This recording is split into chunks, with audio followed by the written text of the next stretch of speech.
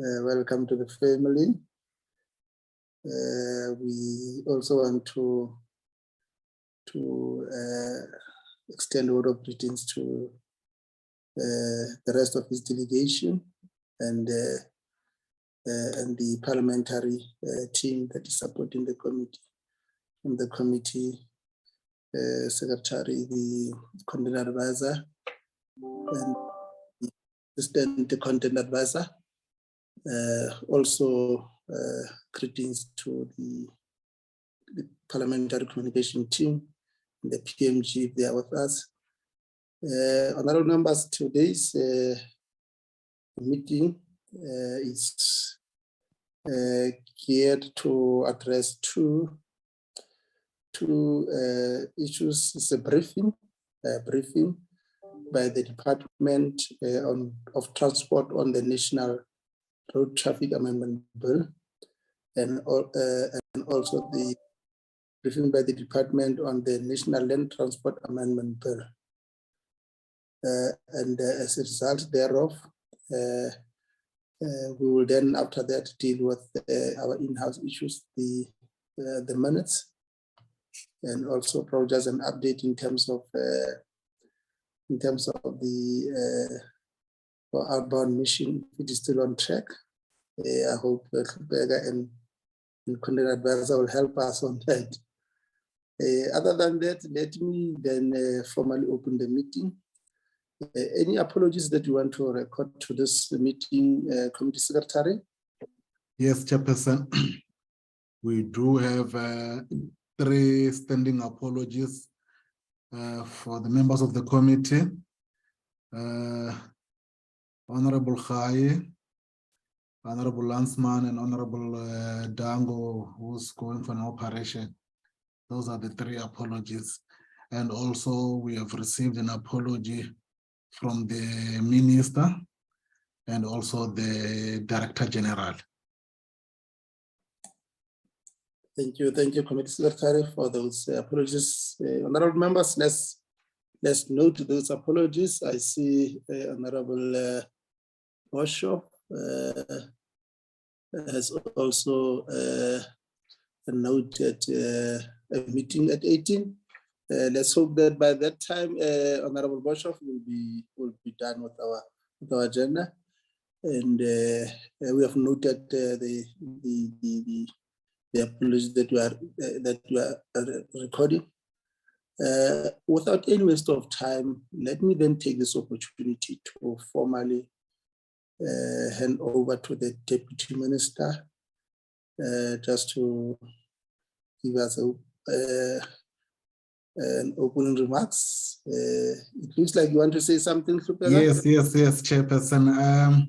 Before you hand over to the Deputy Minister, Chair, maybe you can give an opportunity to members of the provincial legislatures who are in this meeting, to introduce themselves and also acknowledge Salga. Salga, okay. Yes. We also have Salga and our colleagues from the legislatures. Let's start first with the Eastern Cape. Eastern Cape.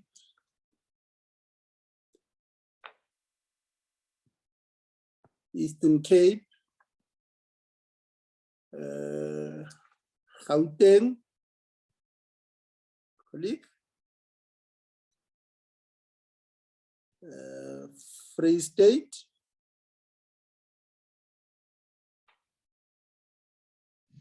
Chairperson, yeah. I'm MPL member Jafta Mukwena from the Free State. I'm in the meeting. Brilliant, Honorable Mukwena. Your presence is highly appreciated. Let's then move to KwaZulu-Natal. Thank you very much, Chair. I'm Vos Dube, the member of legislature and the chairperson of Transport Portfolio Committee in the province of KwaZulu-Natal. Thank I'm you, in the Honorable. meeting. Thank you, Honorable Dube. Presence is highly appreciated. Thank you, Chairperson. Thank you, Chairperson, and greetings to the members. I thought that the Chairperson is going to introduce all the team from KwaZulu-Natal. My name is Wema Vimbela, the member of the Portfolio Committee in Transport.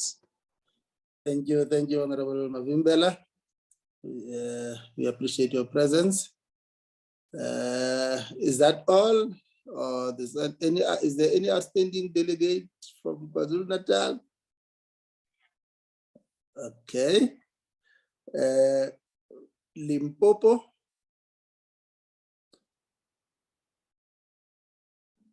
Anyone from Limpopo? Okay, thank you, Chairperson. My name is Faith Mosutu. I'm the researcher at the Limpopo Legislature. I think Chairperson Honorable Siono will be joining. I was just talking to her right now. She was saying that she will be joining now. So I think, yeah, she will join us as we go. Thank you, Ma'am Mosutu. Mpumalanga. Good day, sir. My name is Noma Kukumabuza. I'm the legal advisor from Mpumalanga Legislature. Thank you so much. Thank you, Noma Gugu. Any MPL from Mpumalanga?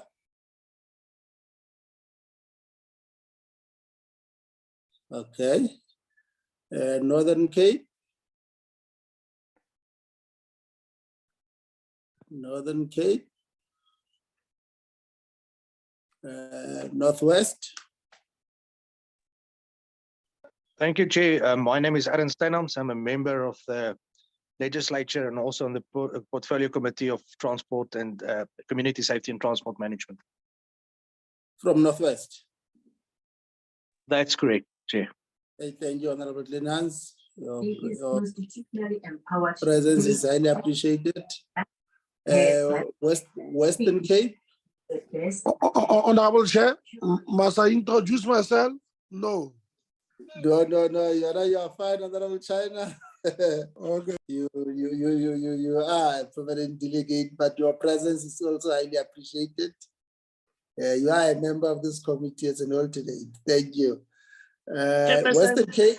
Western Cape.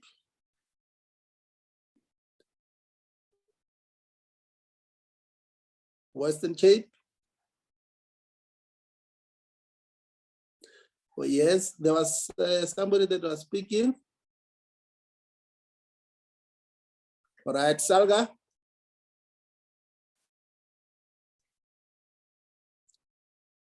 Any delegate from Salga? Yes, thank you, Chairperson. Councillor Carl Falls from Salga, NCOP Rep. Thank you. Thank you, Mr. Kans. Honorable members, let's again reiterate our appreciation of the presence of the delegates from our provincial legislatures and also Salga. And having noted their presence, it is only correct that we move forward and then allow the Deputy Minister to give us his opening remarks. Deputy Minister. Hello, Saram Leleki. Chairperson, I am very sorry and my apology. I just came now. I was struggling actually. I'm from Free State Legislature. My name is Sarah Moleleki. I'm the chairperson of the committee. Thank you, Honorable Moleleki. We appreciate your presence. Chairperson. Hello. Good afternoon, Chairperson. I think I missed it when you called for Gauteng. Yes. My name is Greg Schneeman, and I'm the chairperson of the Portfolio Committee on Transport and Logistics. Apologies for that. Thank you, Honorable Schneeman. We appreciate your presence. I hope now we are done with that item. Yes. Chair. My apology also. I was still struggling. My name is Rebecca Suono. I'm the chairperson of the committee from Limpopo. Thank you, Honorable Siono. It was indicated that you were in a process of logging in. We appreciate your presence. Apology accepted. Honorable members, let's then allow the Deputy Minister to give us his opening remarks.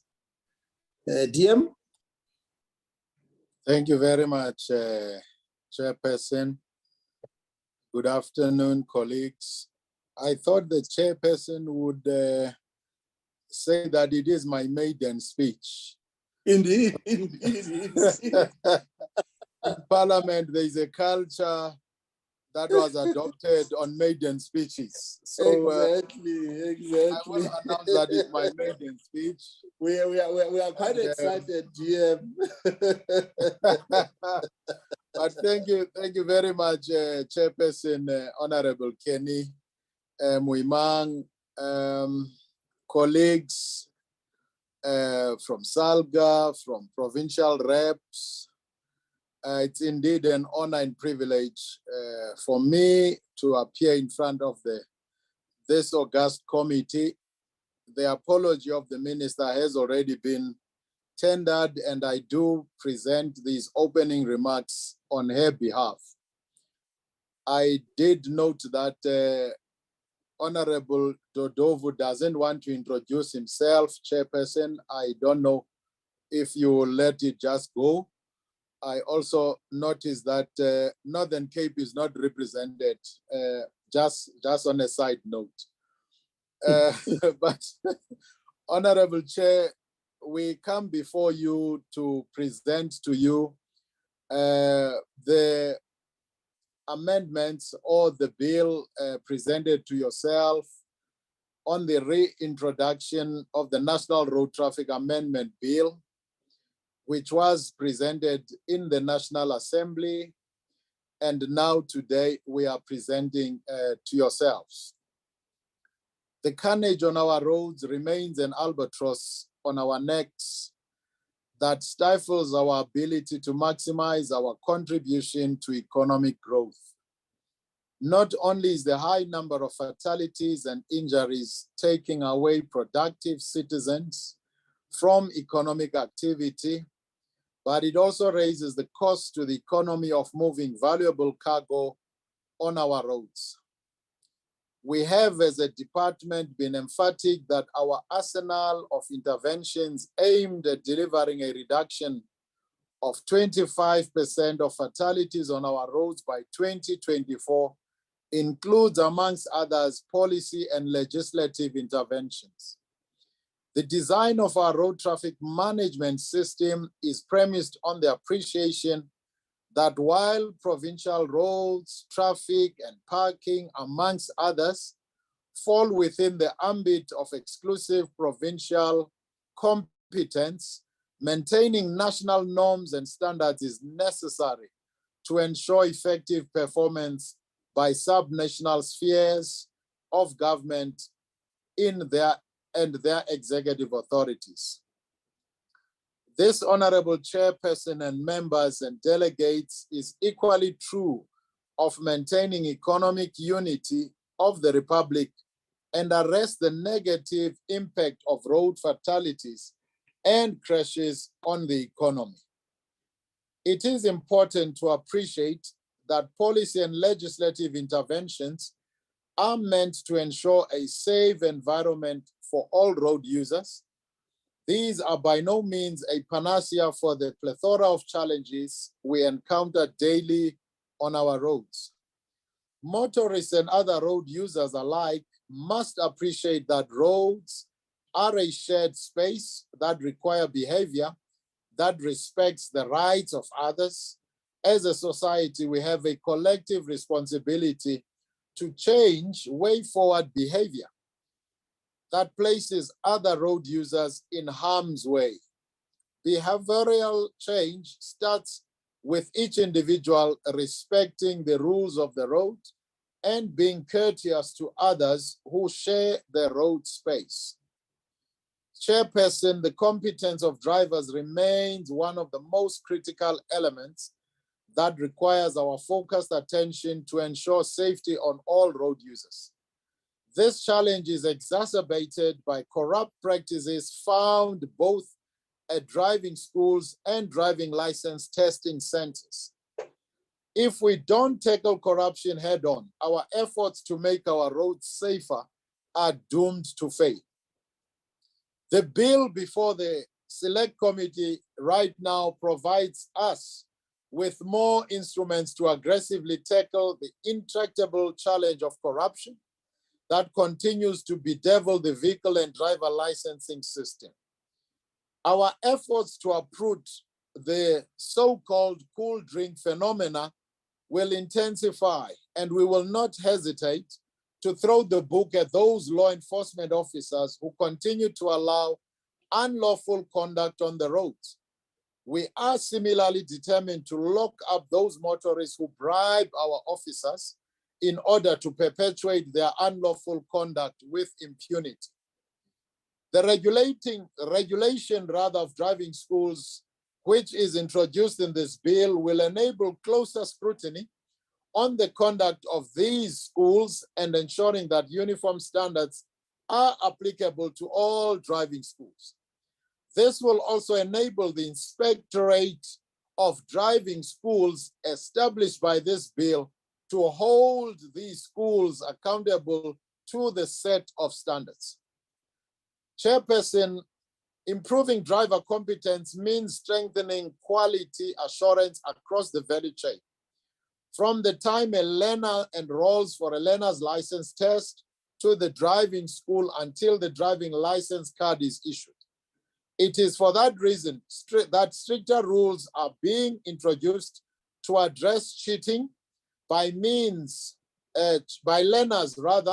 or wayward behavior by instructors. The prevalence of criminal conduct ranging from cloning of vehicles to fraudulent issues of driving licenses is a matter of concern that requires all of us to urgently attend to it.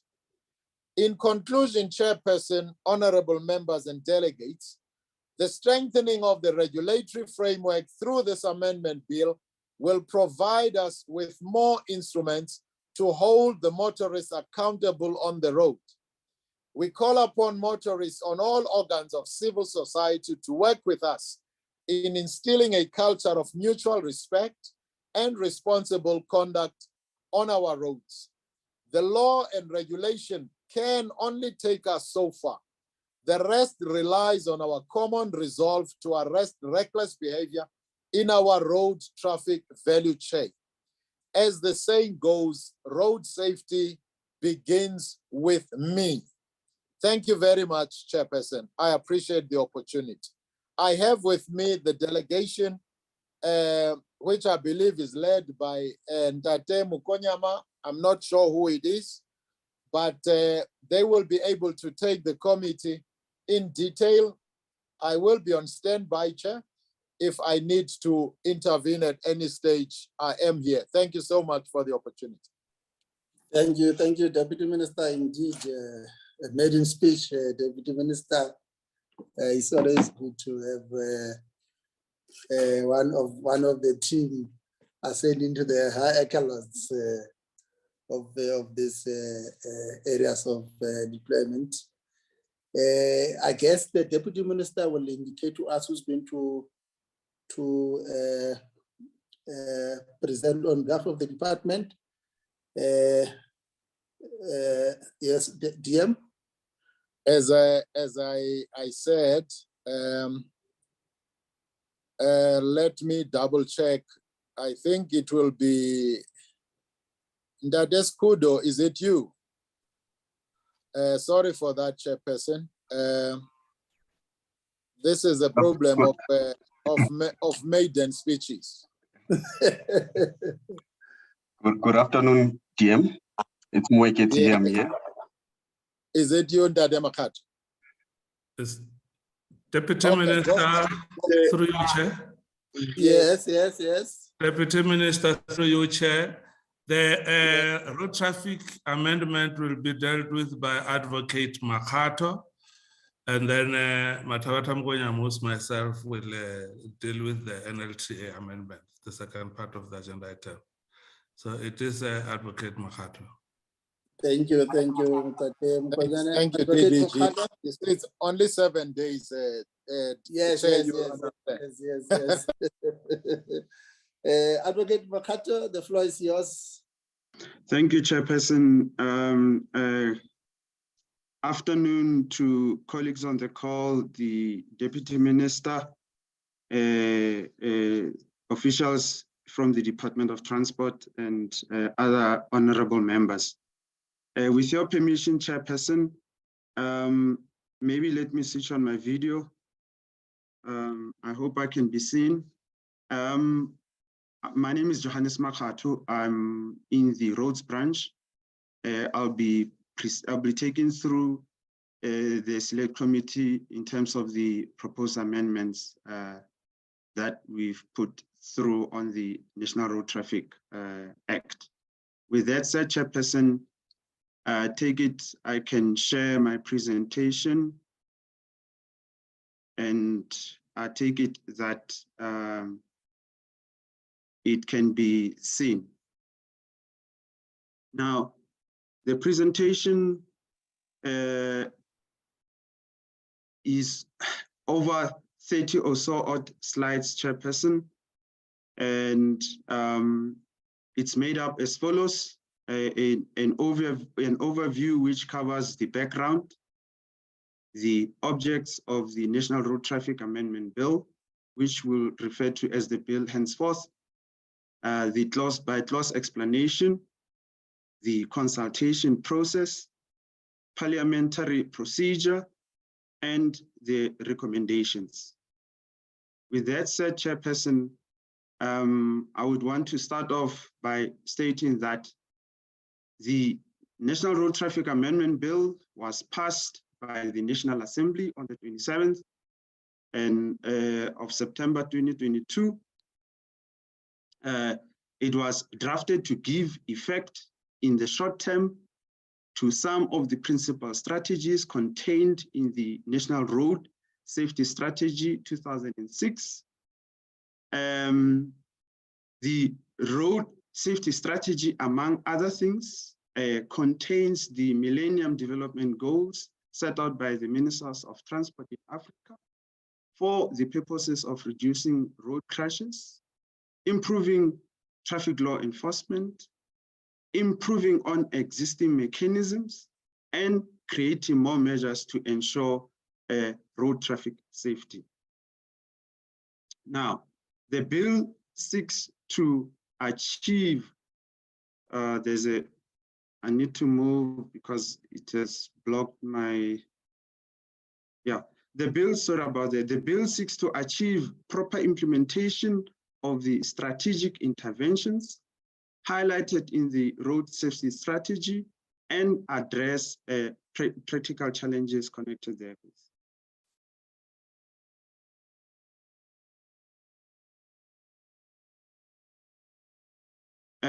The objects of the bill are as follows, Chairperson.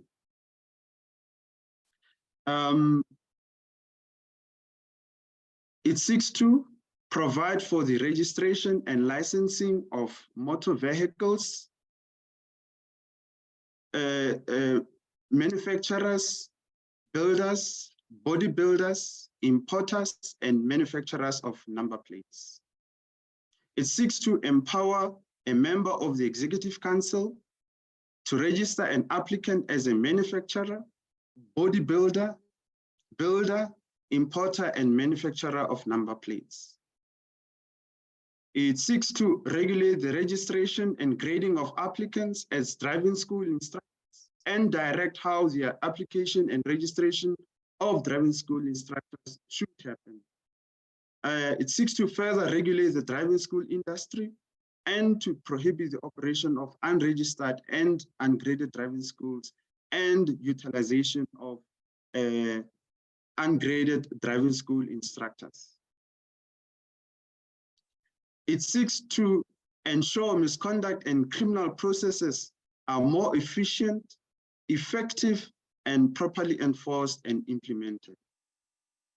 It seeks to empower an MEC to declare as void all documents purporting to be driving licenses. It seeks to empower the minister to appoint a person or authority as an inspectorate of driving license testing centers. And it seeks to ensure the compulsory registration and grading of driving schools and the suspension and cancellation of registration by the MEC. Now, I'm going to go into a clause-by-clause discussion of the bill. Clause 1 of the bill amends existing definitions and inserts new ones. This is meant to assist in the interpretation of the Act.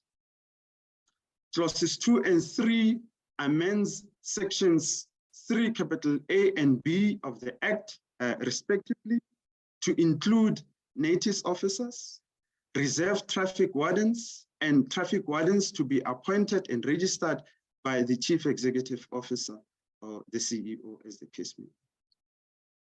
Clause 4 amends sections 3 capital C of the Act by providing that no person shall be registered or remain registered as an examiner of vehicles, traffic officer, a reserve traffic warden, and notice officer if such a person or his or her spouse has or acquires a direct or indirect financial interest in the manufacturing, selling, rebuilding, repairing, or modifying of motor vehicles. Clause 5 amends section 3D of the Act to provide for minimum requirements and qualifications instead of a diploma for registration as an inspector of licenses, examiner of vehicles, the examiner of driving license or traffic officers, a reserve traffic warden, and a notice officer. They are included there as well. Clause 6 amends section 3 capital E of the Act by providing for the suspension or cancellation of registration of an examiner of driving license or an examiner of vehicles if such a person was convicted for a crime as contemplated in Schedules 1 and 2 to the Criminal Procedure Act, or if such a person has a direct or indirect financial interest in the transport services business or motor vehicle business. Clause 7 amends section 3I of the Act, which provides for the powers and duties of a traffic officer. Clause 7 seeks to add a new paragraph in section 3I of which provides a further power of the traffic officer to impound a motor vehicle if the traffic officer is satisfied on reasonable grounds and subject to verification by the traffic officer that the motor vehicle was issued with a notice to discontinue operation in terms of section 44 of the Act, and the notice was not complied with, or the motor vehicle is being operated on a public road by a driver who is not a holder of a valid driving license, or is being operated on a public road by a driver who is not a holder of a valid professional driving permit. Clause 8 substitutes section 3L of the Act to preclude a Department of State or an authority from offering authorized officer qualifications unless such Department of State or authority has been approved, registered, and graded as a training center in accordance with the prescribed requirements. Clause 9 inserts new sections 3M, 3N, and 3O to provide for the application for and the registration and grading of all training centers by the shareholders committee, and also provides for the suspension and cancellation of registration of training centers by the shareholders committee. Clause 10 amends section 5 of the Act and provides that manufacturers, builders, importers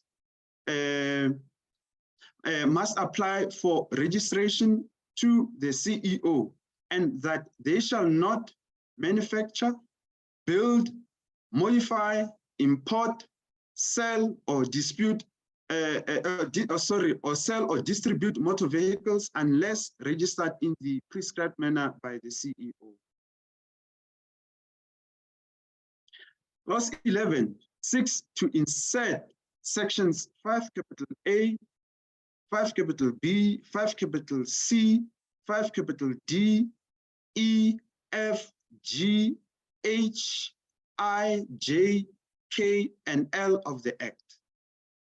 Now, this clauses, Chairperson, provides for the manufacturing of blank number plates, supplying of blank number plates, manufacturing of reflective sheeting for number plates, supplying of reflective sheeting for number plates, and embossing of number plates. Clause 11 further prohibits the manufacturing of blank number plates, supplying of blank number plates, manufacturing of reflective sheet for the number plates, supplying of reflective sheeting for number plates, and embossing of number plates unless the person, authority, or organization is registered.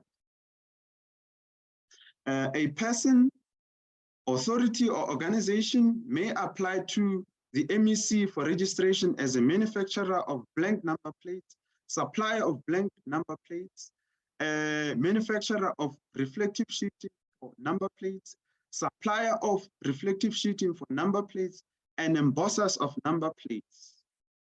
The MEC may, subject to due process of law, suspend or cancel the registration if the person is no longer complying with the prescribed requirements. Clause 11 further provides for weighbridge facilities, Chairperson. The clause prohibits anyone from operating a weighbridge facility unless such person is registered.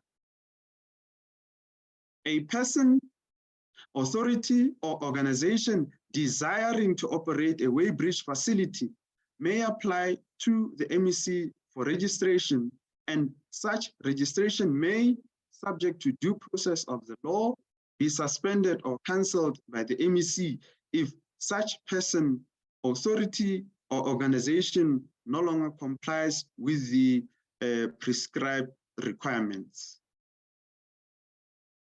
Clause 11, Chairperson, further provides for the manufacturing and supplying of microdots as well as microdot fitment centers. No person may manufacture or supply microdots or operate a microdot fitment center unless such person is registered.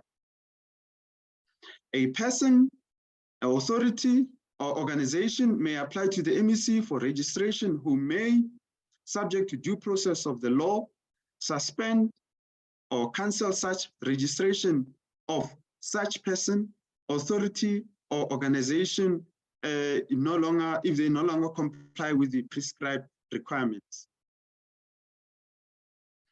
Clause 12, Chairperson, amends Section 6 of the Act, which provides for appeals to the Shareholders Committee in the event that a person is aggrieved at a refusal by the CEO to register him or her as a manufacturer, or if a person is aggrieved by a suspension or cancellation of the registration.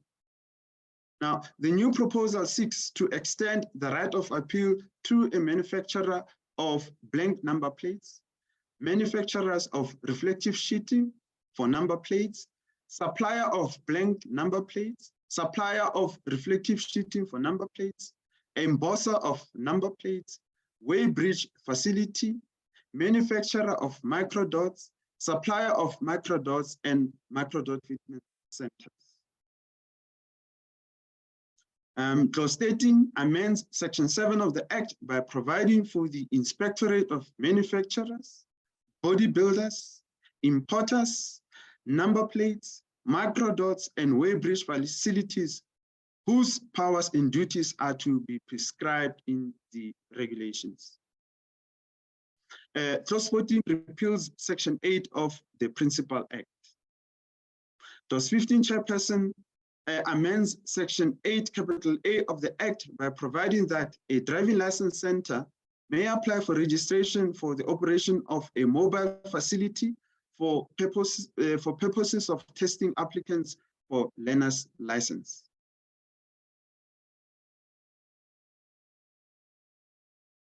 Clause 16 amends Section 9 of the Act to include grading of driving license testing centers in the Gazette. This will be in addition to the notice of registration.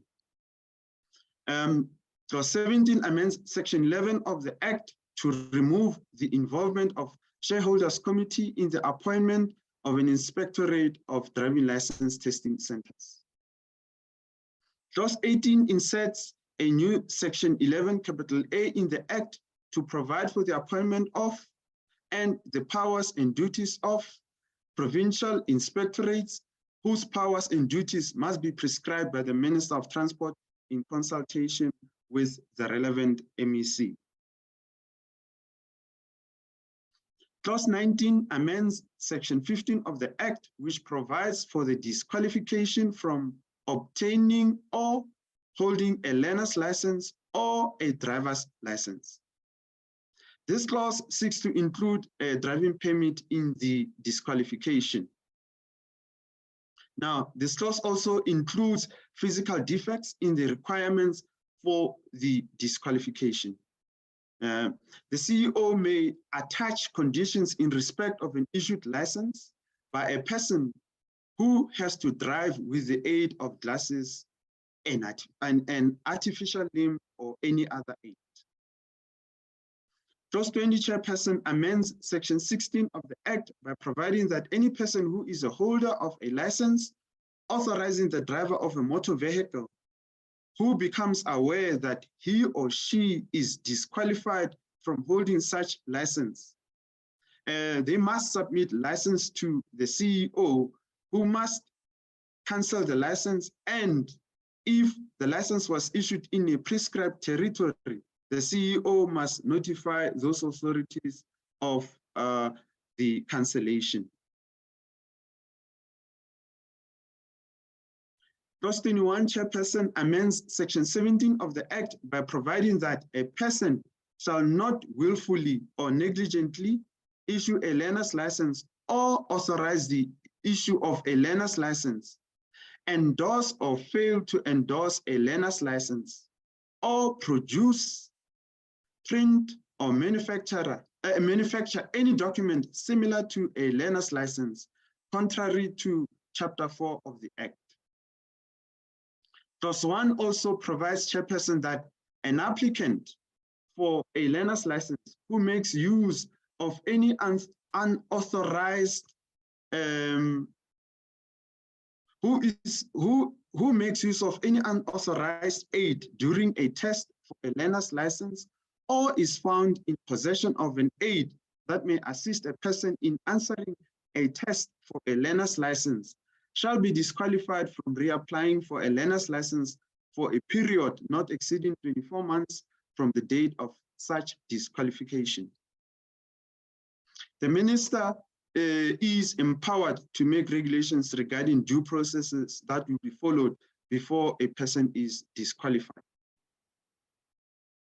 Clause 22, Chairperson, adds a new subsection 5 capital A in Section 18 of the Act and prohibits the use of unauthorized aid during a driving license test, and a guilty person will be disqualified from reapplying for a driver's license for a period of 2 years.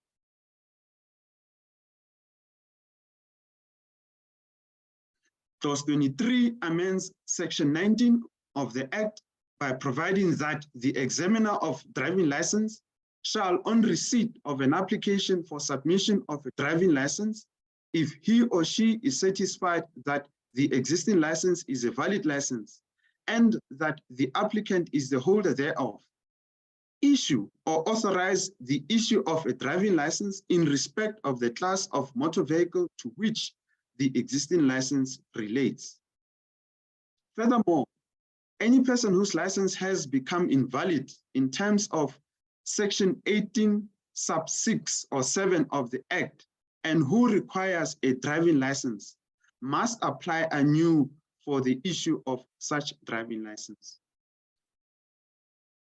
Clause 24 amends Section 20 of the Act by providing that a driving license issued in terms of subsection 1 shall be deemed to be a driving license issued under this Act until a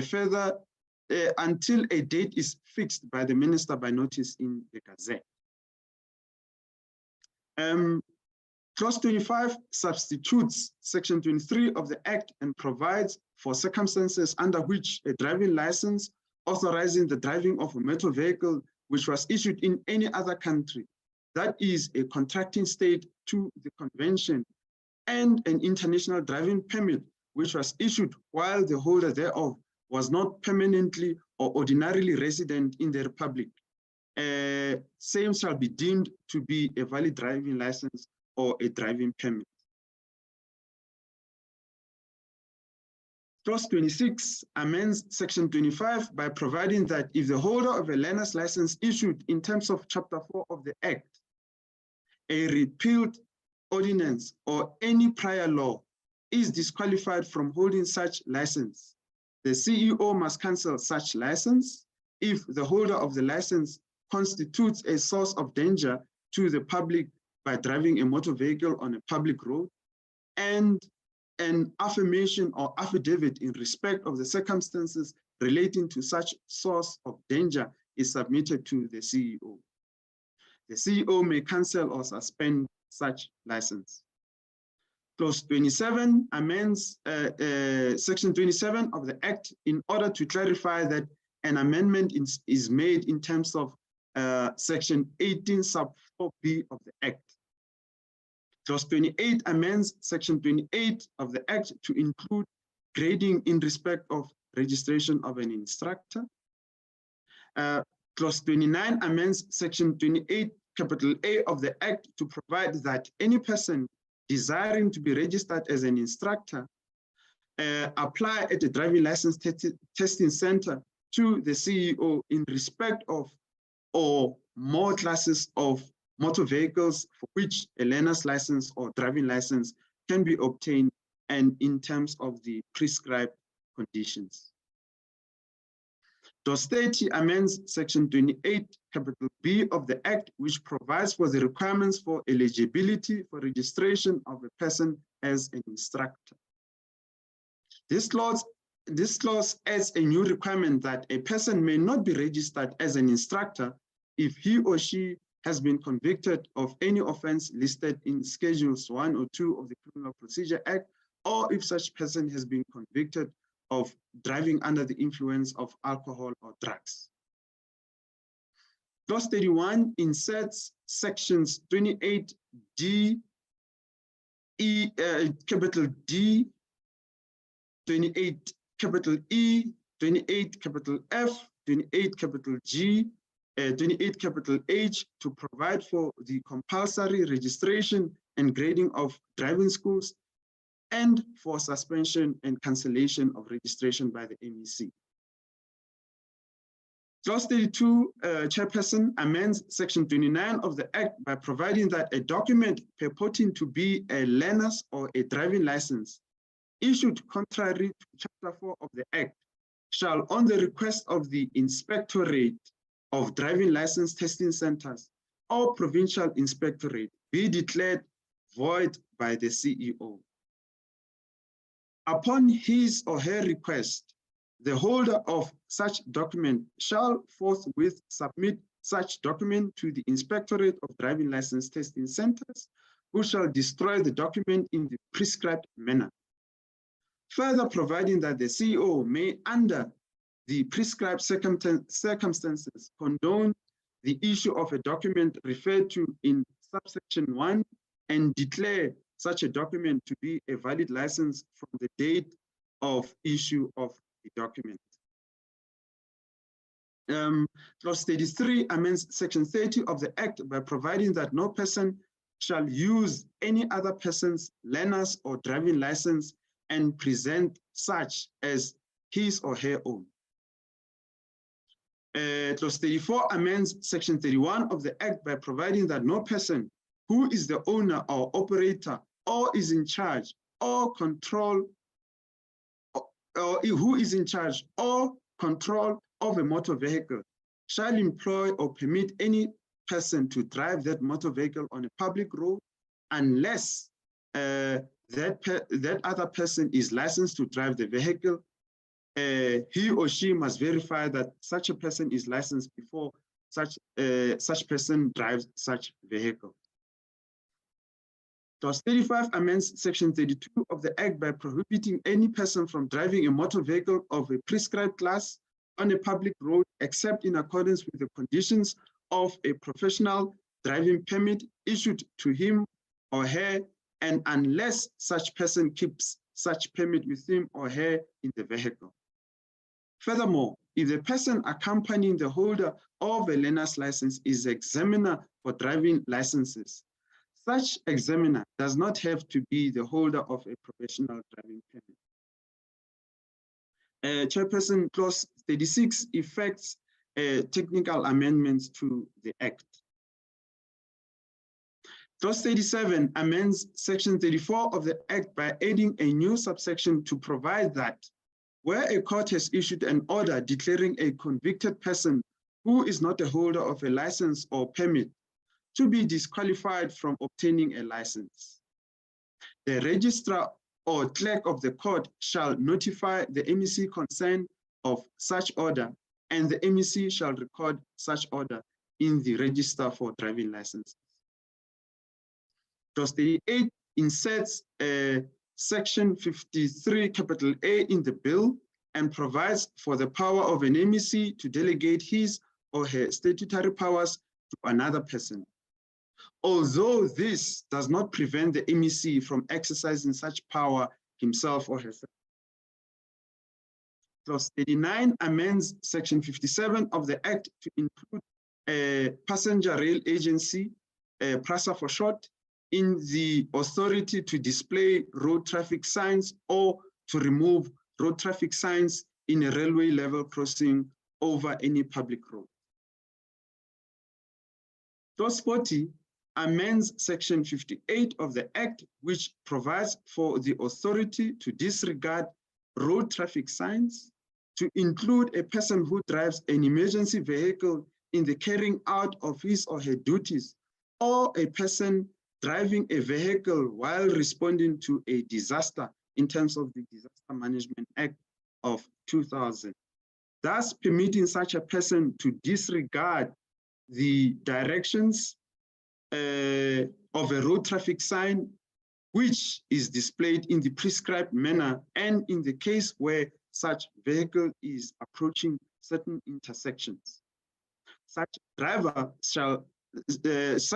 to stop at the intersection and proceed only when it is safe to do so. Clause 41 of the bill amends Section 60 of the Act to provide that a driver of an emergency vehicle who drives such vehicle in the carrying out of his or her duties, or a person driving a vehicle while responding to a disaster in terms of Disaster Management Act, may not exceed a speed of 20 kilometers per hour through an intersection. Clause 42, Chairperson, inserts a new Section 62 capital A in the Act and provides that in the event of a road accident, the emergency services shall immediately respond to the incident and render all the necessary services as prescribed. Clause 43 amends Section 76 of the Act by including ECE regulations. I'll give the acronym at a later stage, Chairperson. ECE regulations or model regulations in the provision for the incorporation of standards. Clause 44 amends Section 80 of the Act by providing that any disabled person who has been exempted from the laws relating to parking in accordance with the prescribed requirements, and to whom proof of such exemption has been issued, must be deemed to be so exempted from the laws applicable in the area of jurisdiction of all authorities in the Republic. Clause 45 amends Section 81 of the Act by providing for circumstances under which a registered vehicle which does not comply with the provisions of the Act might be exempted and authorized to operate on a public road. Clause 46 amends Section 85 of the Act by providing that an application for the issue of a document as proof of a driving license must be made to the relevant MEC or minister and such application shall be accompanied by the full names and identity number of such applicant and appropriate fees, if any. Clause 47 effects technical amendments in respect of reference to the CEO. Clause 48, Chairperson substitutes the heading of the section and the arrangement of the section. Clause 49, Chairperson provides for the short title and commencement, Chairperson. This brings me to the end of the slides talking to the clause by clause. And now I'll move to the consultations that have been held in this regard. Provincial departments responsible for transport and traffic in the provinces and other stakeholders were consulted, Chairperson. And yeah, they were the bill, when it served before the PCOT Chairperson, it was also published for comments by the Portfolio Committee, and yeah, extensive engagement ensued in this regard. Now, with regard to the parliamentary procedures, Chairperson, the Office of the Chief State Law Advisor opined that this bill must be dealt with in accordance with the procedure set out in Section 76 of the Constitution. And as the last slide, Chairperson, we humbly recommend that the Select Committee knows the proposed amendments to the National Road Traffic Amendment Bill and that it approves it for further processing. Chairperson, I thank you. Thank you. I will stop sharing. Thank you, Advocate Makgato, for taking us through the presentation. What we are going to do, we are going to take both presentation and then thereafter invite members of the committee to engage at the level of practicing questions from the presentation as made, which then brings me to the second presentation. I understand it is going to be presented by Mr. Mokonyan.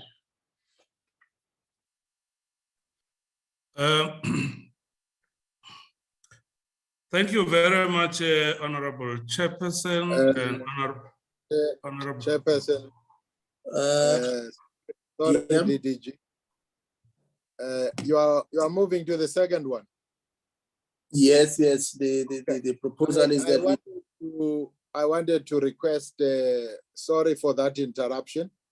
I wanted to request if it's okay that you might excuse me soon.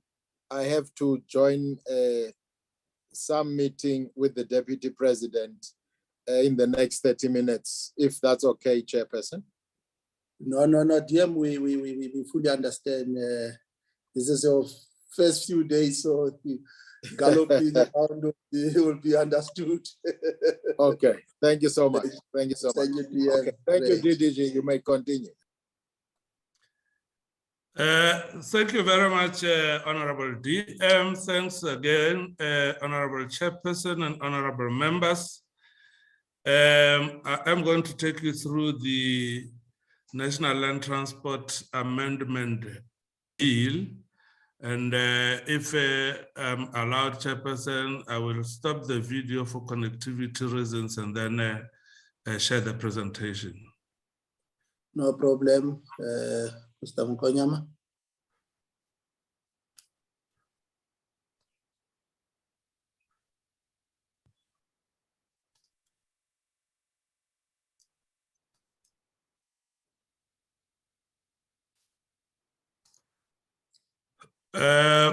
Thank you, Chair. This is the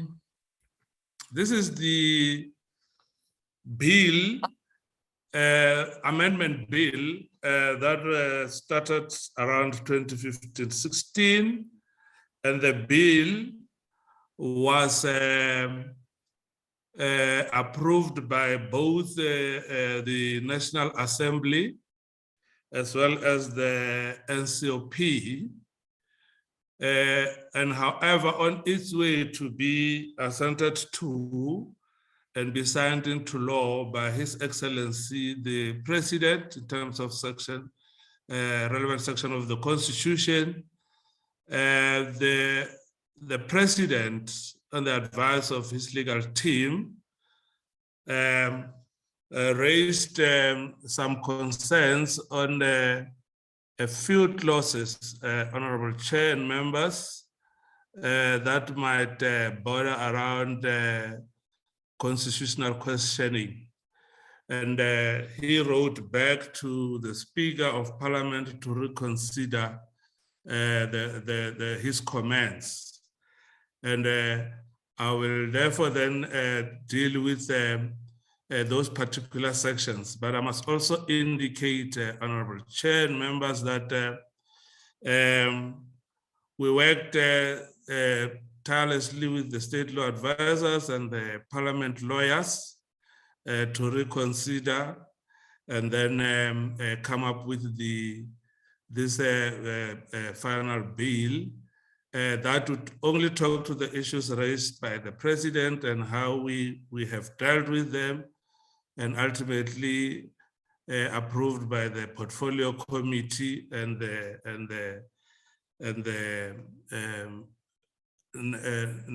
National Assembly. Hence, we are here presenting them to your good selves. The presentation shall deal with the background and then the reservations on the original bill and how we have responded. We shall also flight slightly the agreed amendments, further amendments by the Portfolio Committee and the National Assembly, and then conclude. So this should not take too long, Honorable Chair. As Chair, we had done when we first introduced the original amendment, is that they sought to amend the National Land Transport Act of 2009, which we will call the Principal Act, which itself took forward the process of transformation and restructuring of the land transport system that was started by the Transition Act number 22 of 2000. Critical to the issues that we wanted to deal with, apart from the typos and gaps, some of the gaps, was also the regulation of the e-hailing services, which were not provided for in the Principal Act, the Ubers and the Bolt of this world. The other objective was to consolidate the functions at local sphere where possible to avoid the fragmentation of the functions. And critically also, we sought to then embolden the powers of the national sphere and provinces to assist municipalities in the contracting regime of new public transport service contracts. These are the areas which were therefore then questioned by the correspondence from the president. The original idea was to deal with the challenges in implementing the Principal Act for purposes of assisting the municipalities that might have lacked capacity to contract for such services. And then therefore the issue of transformation being further delayed. Chair, the bill seeks to amend the Section 11 of the Principal Act to allow provinces to conclude contracts and allow national to intervene where provinces and municipalities fail to perform this duty. And of course, the majority of those provisions were in clauses 7A, B, I mean 7A, 7B, 7H, 7I, 7J, 7K, 7L, and clause 7M of the bill. We must also indicate that through the assistance of the colleagues at SALGA, but also through written submissions from one of the metros, which is Cape Town, we then had to reconsider some of these clauses, Honorable Chair. Now, turning to the specific clauses, Clause A, Clause 7A was granting the contracting powers to the national sphere of government. And the concern raised was that this is an original local government function that cannot necessarily be assigned back to national. Say it might be construed as accepting the powers of a local government. And we therefore then agreed, because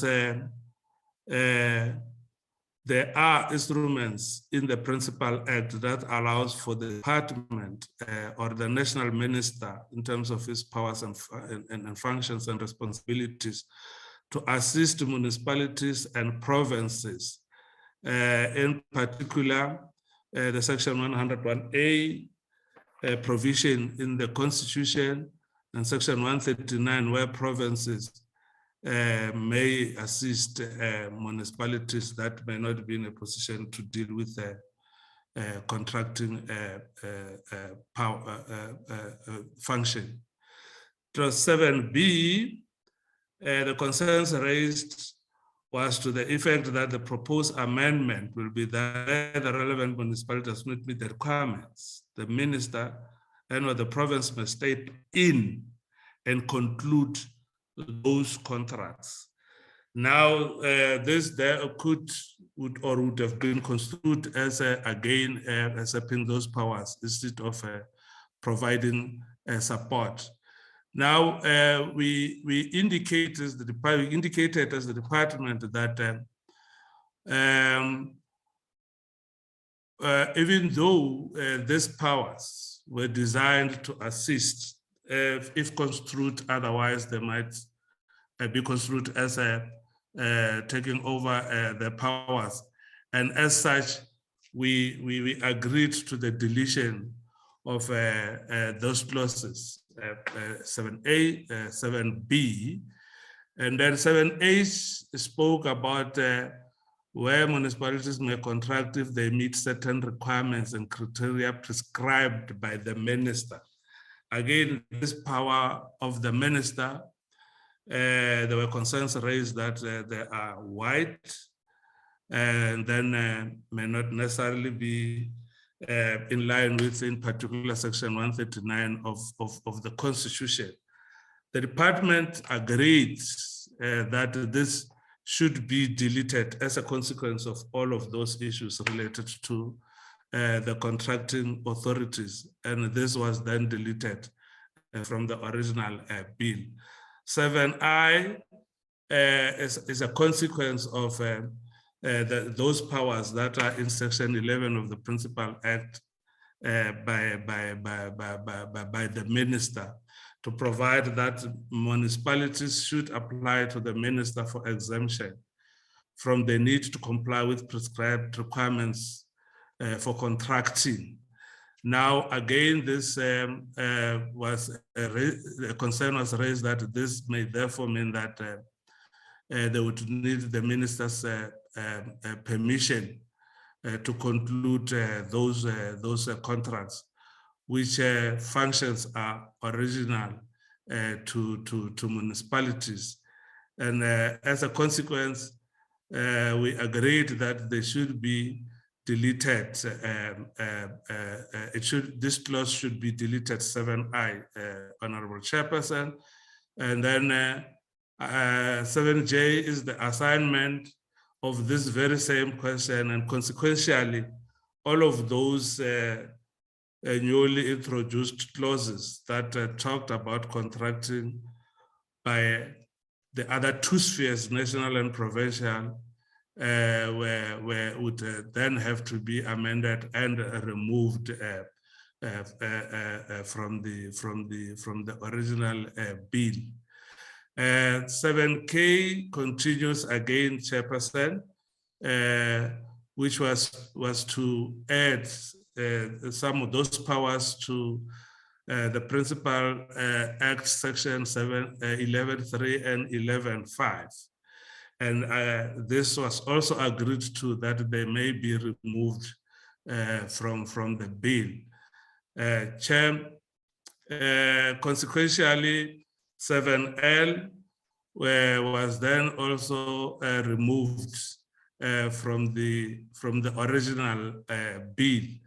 7M was also, excuse me, as a consequence and flow of those functions removed, 7M will amend 11.6 of the Principal Act in connection with provinces continue to act as contracting authority. Now, this one in particular was not referring to the Principal Act, but the act before it, which was the Transition Act. And this was agreed for purpose of continuity that this should remain because the Principal Act provides for it, Chairperson. And then Section 11.1A.6 of the Principal Act provides that the national sphere of government is responsible for capacitating and monitoring provinces and municipalities that lack the resources. That is just in addition to the constitutional responsibilities of assisting the local sphere of government, Chairperson. Now, before Chair, I say thank you, Chairperson. I would then just quickly flight how the bill was then penned out, or ultimately those deletions and corrections and amendments to the amended bill looked like in Bill B7D that was agreed to by the Portfolio Committee and ultimately approved by the National Assembly. Chair, on page 2, line 16, of course, we omit that addition. And again, on line 18, we delete that addition onto the amendment. And then at clause 7, in its, the majority of it that talks to the contracting, we omit A and B on page 5 and on page 6, where this, the Portfolio Committee renumbered paragraphs C to H and A to F because of the consequences of deleting certain sections. And then an addition here, Chairperson, number 3 on page 6, line 33, there was an addition that talks to old order contracts as contemplated in section 41, which included the interim contracts, contracts concluded before this act, and additional stopgap contracts contemplated in 4 capital letter A.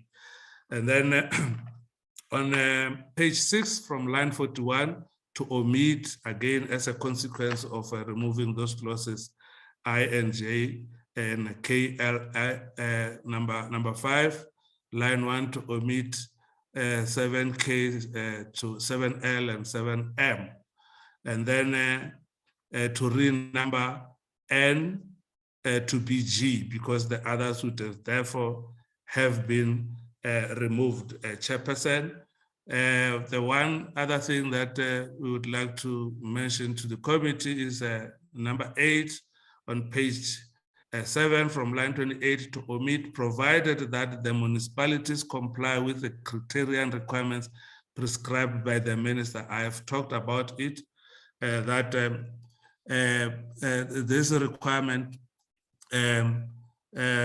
in fact, the other one was that they must comply and request the minister. So in here it was reformulated to comply with the criteria contemplated in 10D. And therefore the others are again, Chairperson, consequential amendments to deal with the contracting authority. So the main contention, which was the contracting authority on new contracts by national and provinces on behalf of municipalities, those provisions were entirely removed from the original amendment bill because the concern was that they could be construed as usurping the powers that are original in the Act, but also in the Constitution and Schedule of Functions to municipalities. That then is the end, Chairperson, of excuse me, my presentation. I must indicate, I think, unlike the previous presentation, this was more a parliament process to look into the issues raised by the president, and they have been adequately addressed. Thank you, Honorable Chair. Thank you, Mr. Konyama, for taking us through the presentation. What I will then do will be to ask members as to whether do they have any clarity-seeking questions or engagement that they would want to raise in relation to the two presentations. The team from the department will take notes as members raises their questions or comments so that they're able to respond to them. I've noted Honorable Tim, Honorable Musudi, Honorable Modleleki, in that fashion. Honorable Tim Bratiseth. Chairperson, I'm sorry, I'm just about to board a plane, so I just want to ask a quick question. Chairperson, I wasn't aware of the time period that was allowed for public comment on these particular bills. And my query really is just about public participation on the bills, Chair. That's my only query at this stage. Thank you. Thank you, Tim. Honorable Mushuri. Thank you very much, Honorable Chairperson. Good afternoon, honorable members from the NSOP and the legislature, and good afternoon, the staff of the department. Honorable Chairperson, my question will focus on the first presentation, Honorable Chairperson. Honorable Chair, it appears that not all the strategy outcomes has yet been attained. So my question, Honorable Chairperson, I just want to check, will the provision introduced by the bill assist the department in attending all of the outstanding outcomes, Honorable Chairperson? That is my first question, Honorable Chairperson. The second one, Honorable Chairperson, I just want to check with the department, will the provision have retrospective effect such that person currently registered as an examiner for driving license or an examiner of vehicle will have such registration suspended or cancelled, Honorable Chairperson? For now, Honorable Chairperson, I've got only two questions for the first presentation. Thank you. Thank you, Honorable Musori. Honorable Modeleki. Thank you very much, Honorable Chairperson. Honorable Chairperson, and good afternoon, honorable members. I just want to check with the presentation of, the first presentation of Department of Have the department considered body cameras for traffic wardens and examiners when they are on site as a way to curb corruption. The second question will be, how will the Department of Transport handle the issue of examiners and all traffic wardens who already have direct or indirect financial interest in the transport industry?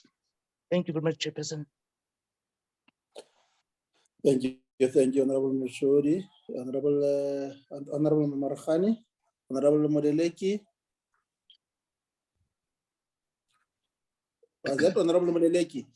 Thanks, Honorable Chairperson. Yes, Markhani. Okay, thanks, Honorable Chairperson. My question is on the second presentation done by Mr. Mukonyani, Matamata Mukonyani. Honorable Chairperson, the socio-economic impact assessment would have been undertaken prior to 2016 when the bill was first introduced. My question is, has the socio-economic and regulatory environment not changed to such an extent that the impact assessment should be updated? I thank you, Honorable Chairperson. Thank you, Honorable Markhani. Maybe let me also just pose some few questions. I think members will recall that the select committee had referred the proposed amendment to the regulation 116 of the National Road Traffic Regulations back to the department. One reason for the select committee not accepting the proposed regulation was that the amendment did not appear to be in harmony with the Section 23 of the Principal Act.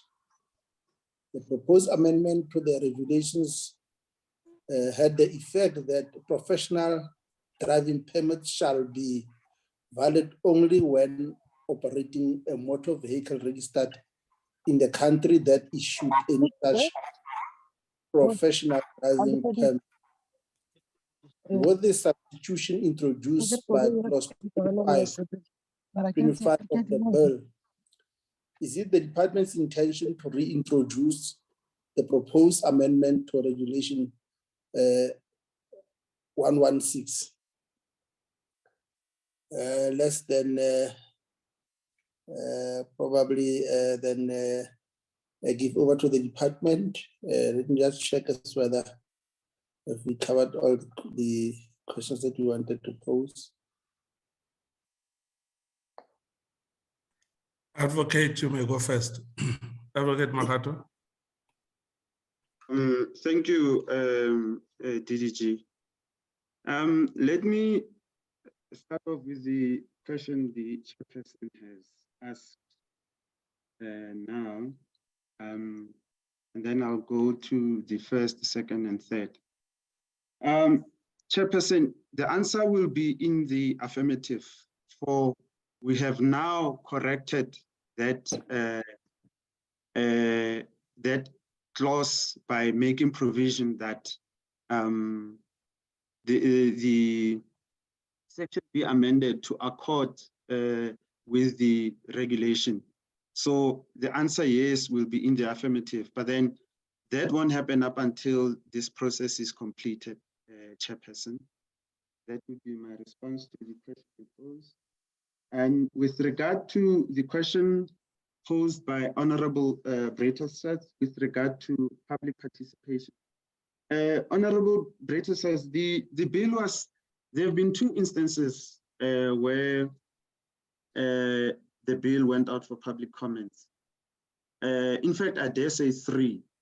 Department put it out for comments and consultations ensued, and inputs by members of the public were incorporated into the bill, which then served before the Portfolio Committee on Transport. Further thereto, it has been to NEDLEC, and we also consulted with them, and then we got their report in that regard. Now, when it came to the parliamentary processes or procedure, it was put out for comments twice by the Portfolio Committee on Transport.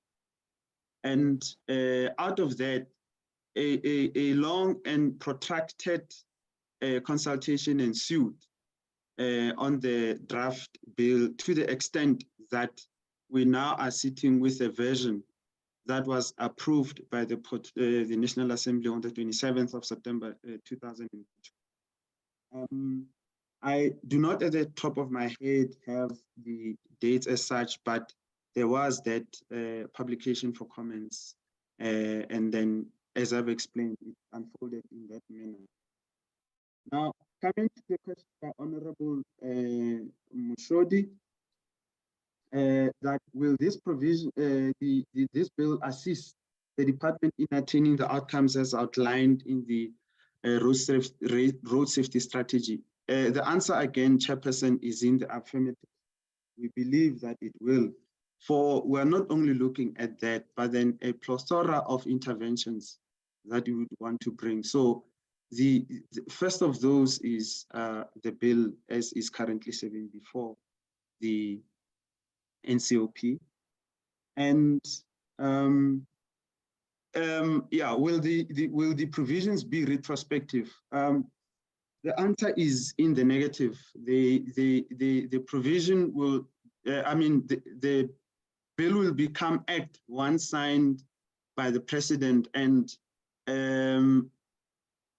on finalization of any other institutional arrangements, once it has been proclaimed, they will apply from that date moving forward, not retrospective. Otherwise, it might fall foul of the Constitution. You might end up with a situation where if a matter was not an offense prior to enactment, and we start doing that, that will create problems, Chairperson. So application of the bill will not be retrospective, but rather prospective.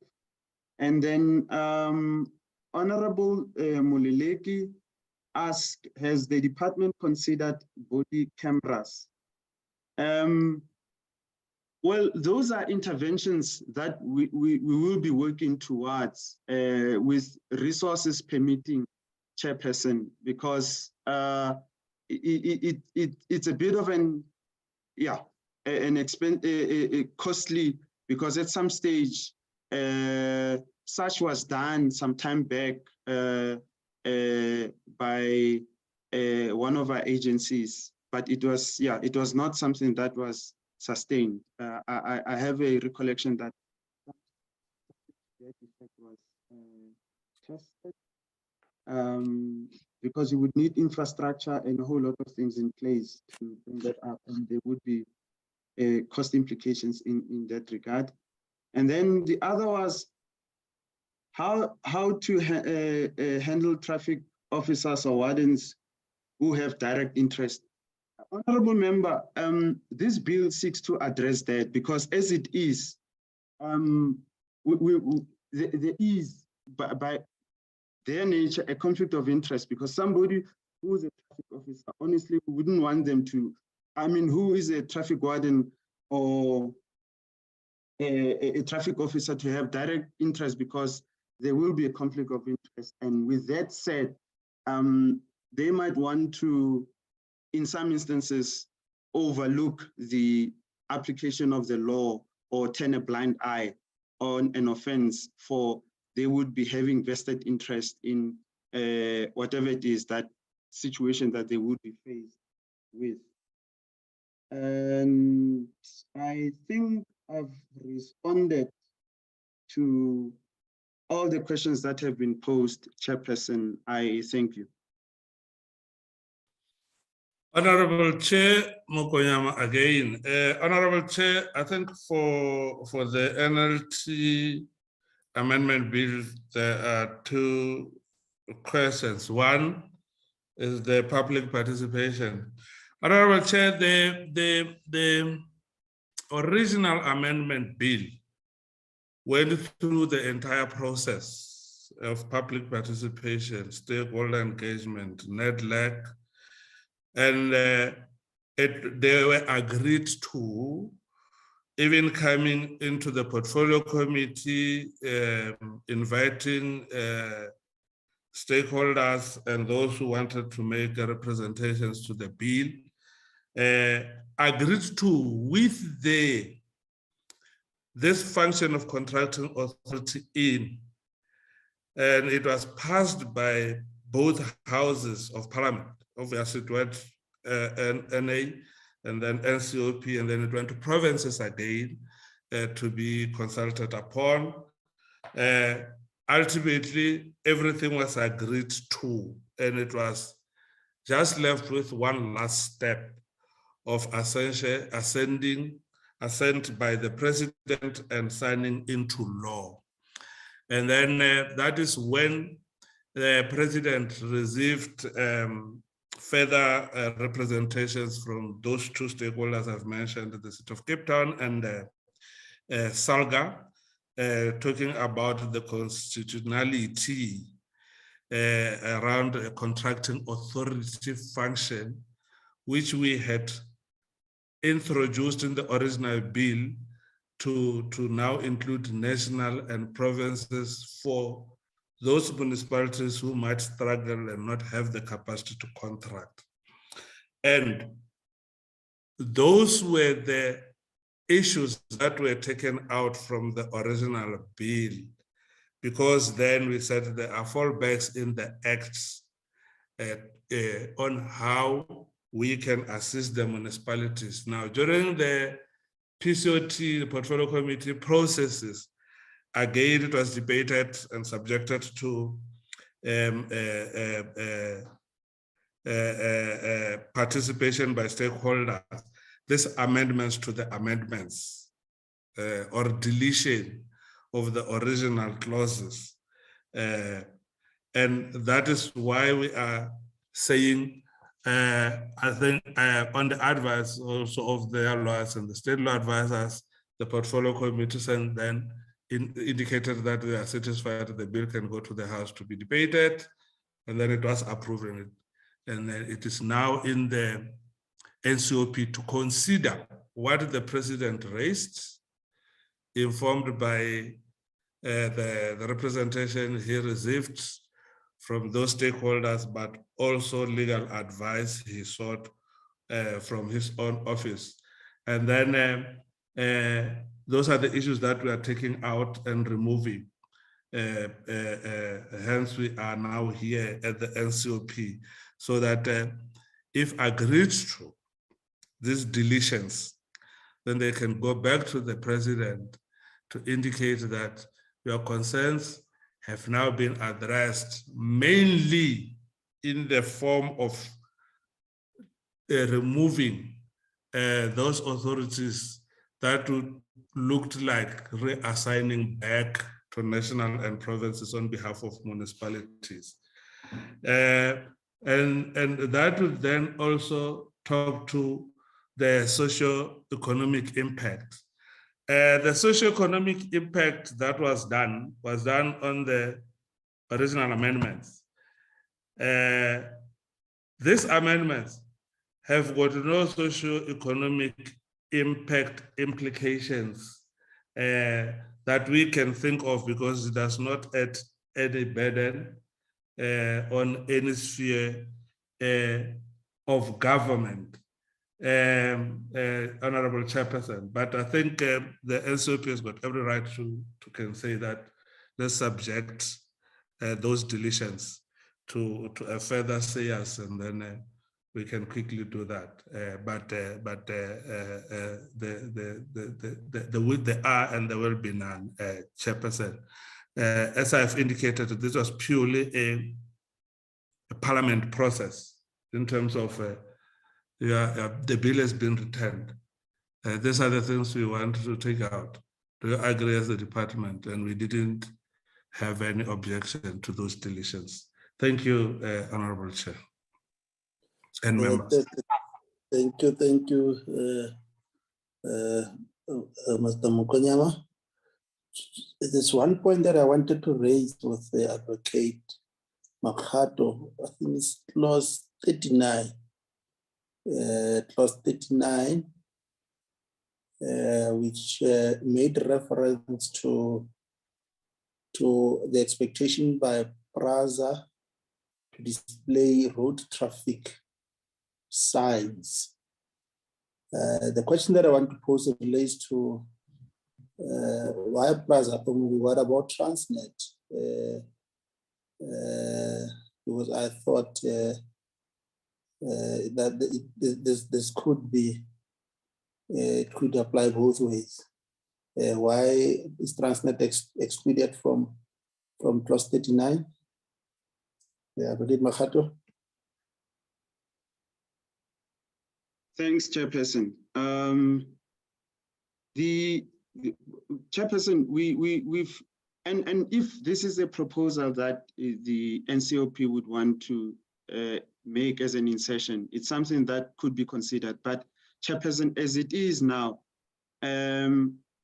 we have bridges that are being owned by PRASA, and you would find that some of our roads cross over, or in a railway crossing, Chairperson, there will be that need that there should be signage, road signs to that effect, to warn motorists that there is.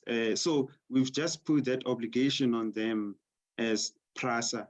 And this was a subject of discussion in the portfolio committee, Chairperson. But then if the NCOP is of the view that maybe Transnet should come in, it's an amendment that can be considered. But yeah, thanks, Chairperson. No, thanks, Advocate. I see two hands, or three hands. The one of Tim, is it a legacy hand? Sonia, Honorable Sonia Boshoff, and Sorry, Chair. Okay, Tim. Sorry, Chair. Sorry, I just wanted to get clarity, and I will apologize upfront for my possible ignorance. But is there no public participation process when the bill comes to NCOP? Even if it has been with us before, because I'm looking at the copyright amendment bill, the Witness Protection Bill, we're doing a lot of public participation. Is there nothing on these? Because doesn't the Constitution state that there must be public participation? But just get clarity on that, Chair, then I'll be more than happy. Thank you. Okay, Tim. Honorable Boshoff. Chair, thank you very much. I'm covered by Honorable Bartlesworth. Okay, thank you, Honorable Boshoff. Honorable Phumelele. Greetings, Chairperson. It is Phumelele Ngema, the Parliamentary Legal Advisor. Thank you for giving me the honorable status. Chairperson, I think quickly, I just want to answer the one question that the members have also sort of sought feedback on, the public participation question. And my answer will be related to both bills, Chairperson. What the department has clarified, especially with the National Land Transport Amendment Bill, is that its processes have already taken place and both houses have passed the bill, but it is now coming back in line with Section 79 of the Constitution, where the President has returned the bill with specific reservations that he would like the Parliament to consider. In light of Section 79(3), the Constitution is saying the National Council of Provinces must participate in the reconsideration of a bill that the President has referred back to the National Assembly. And in this instance, the subsection B is related because the National Land Transport Amendment Bill was in terms of Section 76.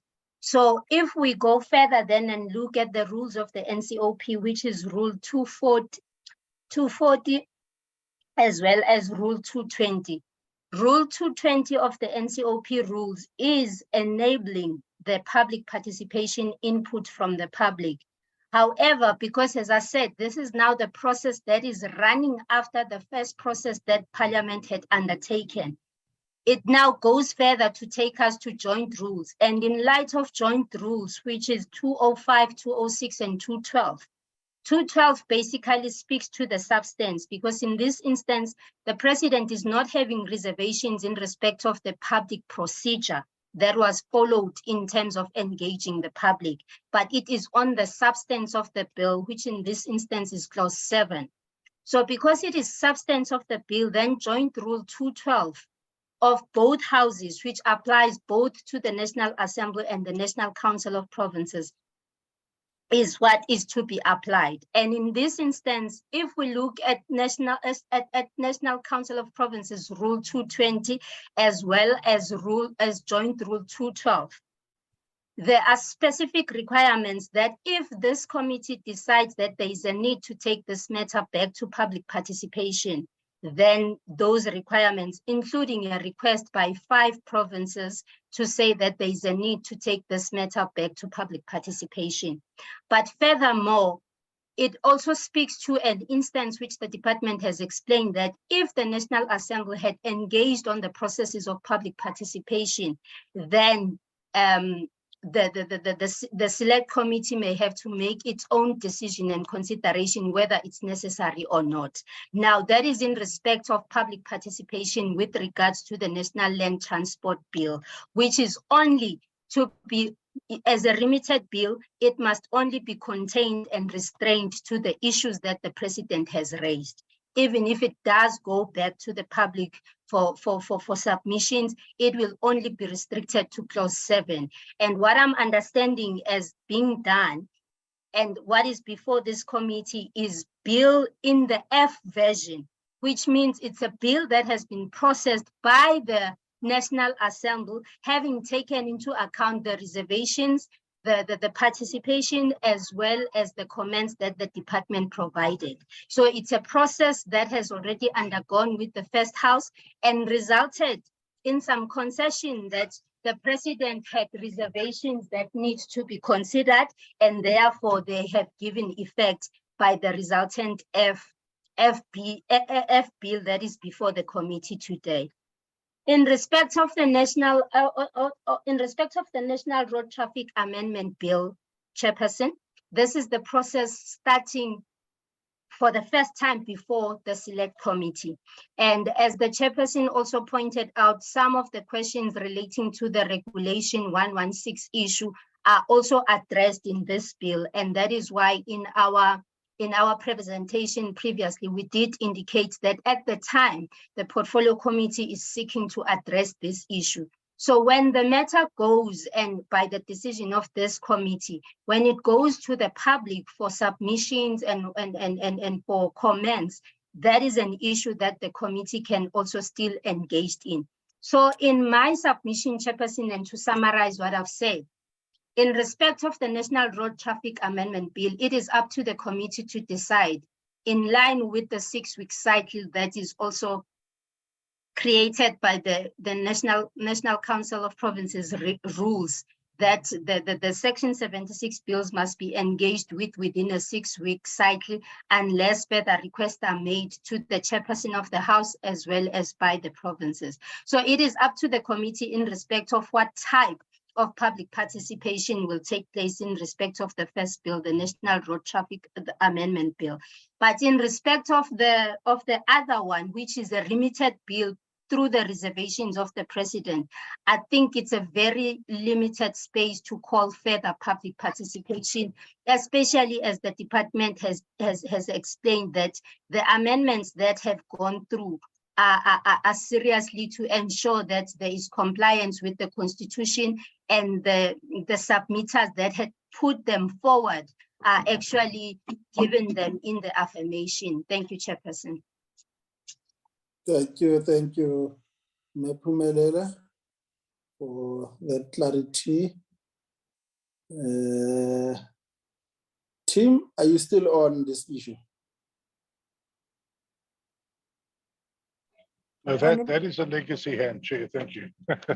And thank you for the detailed explanation We're all learning, and I appreciate it. I'm sure that we will have a conversation about the public participation process in the second round. Thank you. Indeed. Advocate Makata. Chairperson, thanks for allowing me, Chairperson. I just want to correct myself with regard to the question you posed about why not include Transnet.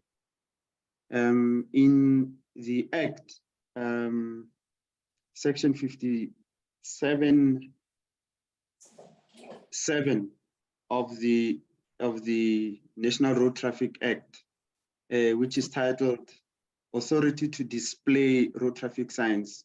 Chairperson, please grant me the indulgence to read it back to you because provision is made for them already. Subsection 7 reads as follows.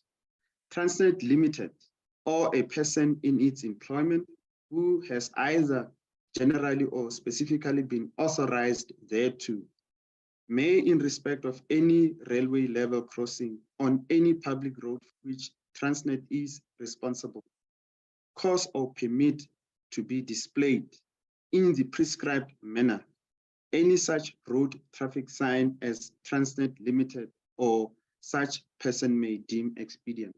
So it's catered for, Chairperson. I just wanted to correct myself. Thank you.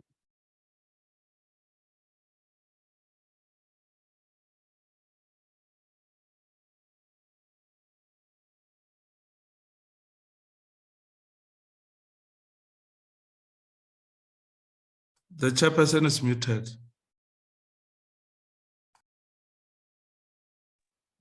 Thank you for that. Honorable members, the two presentations have given us much more idea and clarity in terms of how do we move forward. And the only outstanding thing for the benefit of our colleagues from provinces is the process, which I will give over to Shupega just to outline the process from here, particularly in regard to the process moving forward. Over to you. Thank you, Chairperson. Good evening, honorable members and colleagues. Chairperson, with regard to the processes, Chair, more especially on this transport bill, I will say three because there is also the economic regulation of transport, which we've already received, the briefing. They are moving concurrently.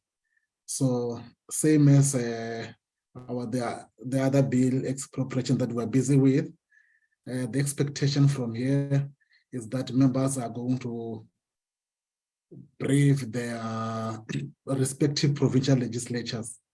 From there, we are going we'll come back in the meantime, to issue a call for written submission. Then after that, the committee will sit down and consider the comment that we will have received. Thereafter, then provinces at the same time, they will also, be dealing with their own public participation processes. After that, then we will expecting provinces, to provide us with the negotiating mandate. And after that, then it will be final mandates. Then we will be issuing the program, the legislative program. Definitely it will be out next week. Thank you, Committee Secretary, for that update, meaning that from next week, there will be that program that will be circulated and then move forward as outlined. And let me then take this opportunity to express a word of gratitude to the department, both presenters, Tate Mokonyama and also Advocate Makato, and our legal advisor, Melela, for the clarity that they've provided. but also the other team from the province, including the PLO, Metandi, and the minister, the deputy minister in absentia. Our gratitude to your attendance and making sure that this briefing is a success. At this point in time, we will excuse yourself so that we are then able to deal. I don't know. We have outstanding minutes, committee secretary, that we need to deal with. Are we in order? Yes. We do have one set. I will request Enrico to fly there. Okay, good. All right. Thank you, Chair, and bye. Thank you. Thank you, Chairperson. Great.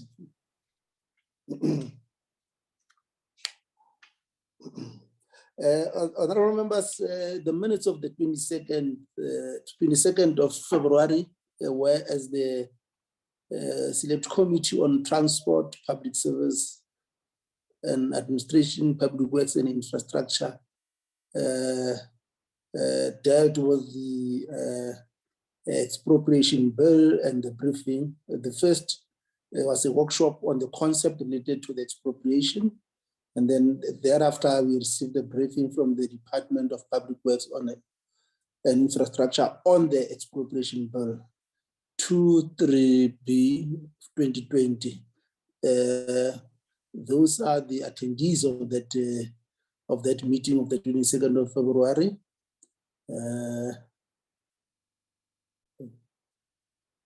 And then the guests were led, other than those experts on expropriation and property. We also had the team of the department led by the minister, and then the parliamentary staff.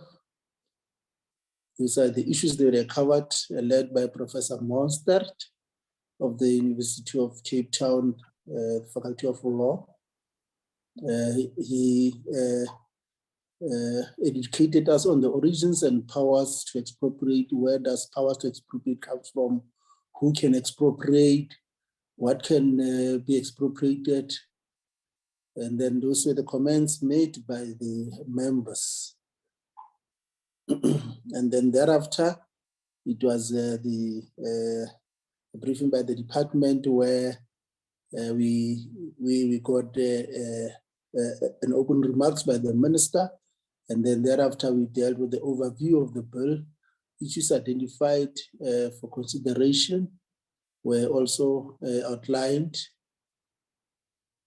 And then the memorandum that was that we were taking through as a committee gave us much more details and clarity in terms of what does the bill entail. And we also then dealt with the minutes of the 30th of November. We had two set of minutes that we dealt with on the 30th of November, because we had a meeting of the two meetings on the 30th of November, 2022.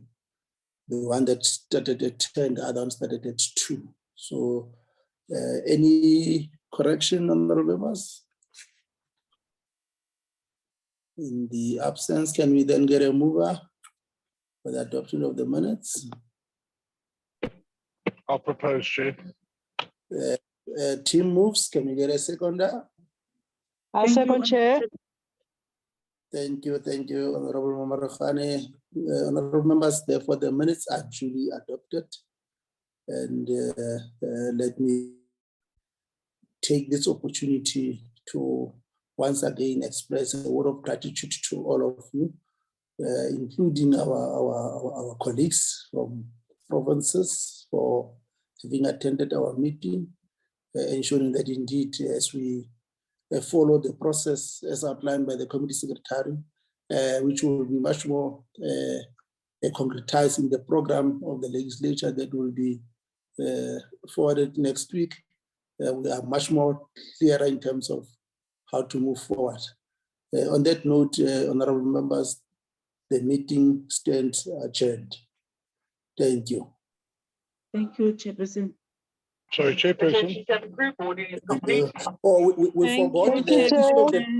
Thank you, Chair. Sorry, Chairperson, I had my hand up. Oh yeah, my apology, team. My apology for that. Chairperson, I just wanted to know when we were going to have a discussion about the full public participation process on the expropriation bill. We've obviously had Rebecca told us have thousands of submissions that are coming. And then when we're going to have the discussion about negotiation mandates and all that for the provinces, because I see the provinces are already starting to have their briefings. So are we going to have that discussion next week, Chair? Yeah, let's have that discussion when we come back, because next week we're not going to have a meeting. No. It will be in the. It will Second be in April. term, Yeah, second yes. term. Second Second team will term program. Those discussion will be in the program. Okay. Second term. Yes. Chairperson, I'll have a chat with you in the House tomorrow. Thank you. No problem, team. Thank you. Okay. Thanks, Honourable Chair. members, therefore, the meeting is formally closed. Have a wonderful evening.